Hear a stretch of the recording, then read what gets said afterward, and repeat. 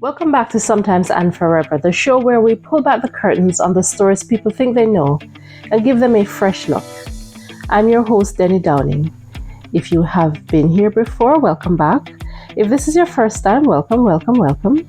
And if you have not done so yet, please go ahead and hit that subscribe button. It's totally free.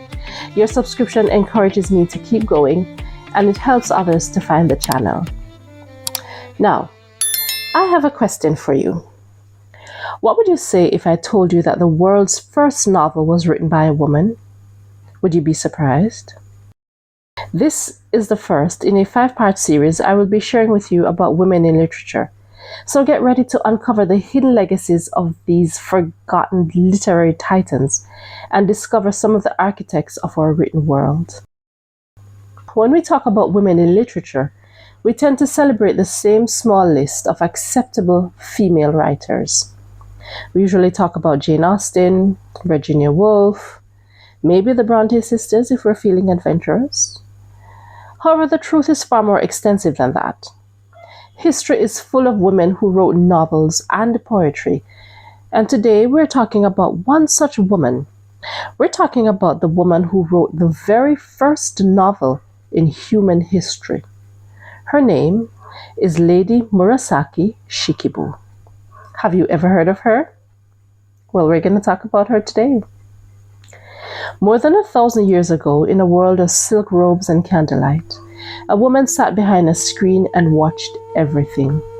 She watched ambition, jealousy, beauty, and loss play out in the quiet rooms of the Japanese imperial court. Then she wrote it all down. And without knowing it, she created something the world had never seen before. She wrote the first novel in human history. Murasaki Shikibu was born around the year 973, during Japan's Heian period. This was a period that is remembered for its elegance, refinement, and rigid social rules.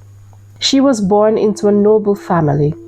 Her father, Fujiwara no Tamitoki, was a scholar of classical Chinese literature, which was a prestigious field which was reserved almost entirely for men. Men at the time wrote using an older form of script that was based on the Chinese style of writing. Men at the time also wrote poetry because prose was considered beneath them. Women, on the other hand, were not encouraged to study serious texts. Their education focused on poetry, manners, and aesthetic refinement. But Murasaki was not an ordinary child. Legend has it that she listened as her father taught her brother how to read and write Chinese classics.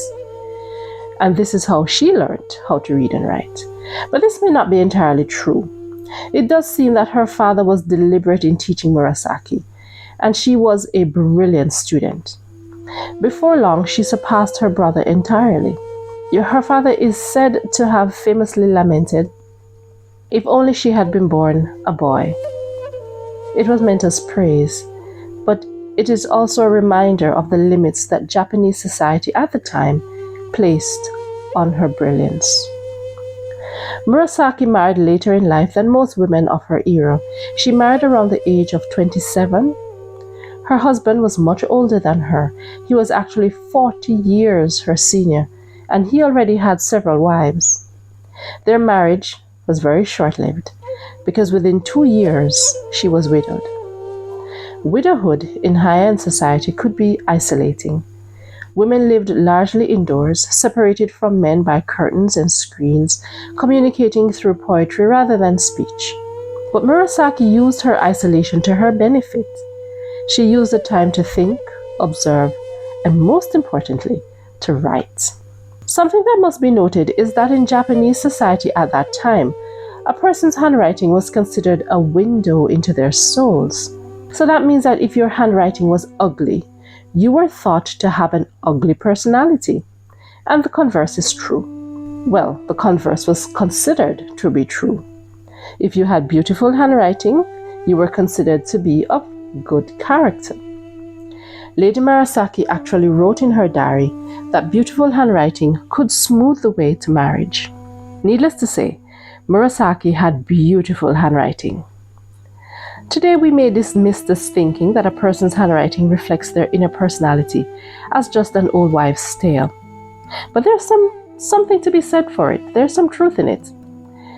There are some people, in fact, I know, who have very ugly handwriting who are very nice persons, very, very nice. And there are some persons with very beautiful handwriting who are not so nice. But the truth of the matter is that a person who spends time to write properly, for good or for bad, is going to be very thoughtful in how they deal with other people. So if they take the time to be thoughtful in how they write, they're also very thoughtful and calculating in how they deal with people. Anyway, back to Lady Murasaki. Out of grief, loneliness, and deep intelligence, she began crafting stories. Word of Lady Murasaki's talent eventually reached the ears of one of the most powerful men in Japan, Fujiwara no Michinaga. Michinaga controlled the imperial court by marrying his daughters to emperors. One of them, Empress Sushi, was young, intelligent, and in need of cultural prestige. Michinaga recruited Murasaki as a lady-in-waiting to the empress, specifically because of her literary genius. At court, Murasaki lived among elite women who competed fiercely through poetry contests, calligraphy, fashion, wit, and reputation. As you already guessed, literary skills was political power. Murasaki's diary reveals she found court life exhausting. She was an introvert.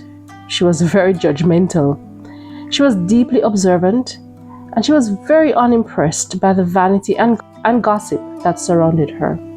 While serving at court, Murasaki began writing what would become her masterpiece, the Tale of Genji. This was not a poem. It was a long, complex narrative over 1,000 pages that follows the life of Hikaru Genji, the Shining Prince, the illegitimate son of the emperor. The story traces Genji's life from youth to maturity, exploring his romantic exploits, political ambition, jealousy, and betrayal, as well as his love, loss, and regret. But what made the Tale of Genji revolutionary was not its plot. It was its psychology. For the first time in world literature, characters had rich inner lives. They reflected, they had doubts, they aged and changed. Murasaki invented interiority, the idea that fiction could explore the emotional consciousness of its characters over time. The book was written in elegant Japanese prose rather than elite Chinese, making it accessible to court women. As I said before, men in the Heian period in Japan wrote in classical Chinese script, while women wrote in kana, and they also used characters based on hiragana. These styles of writing, kana and hiragana, are the basis for modern-day Japanese writing.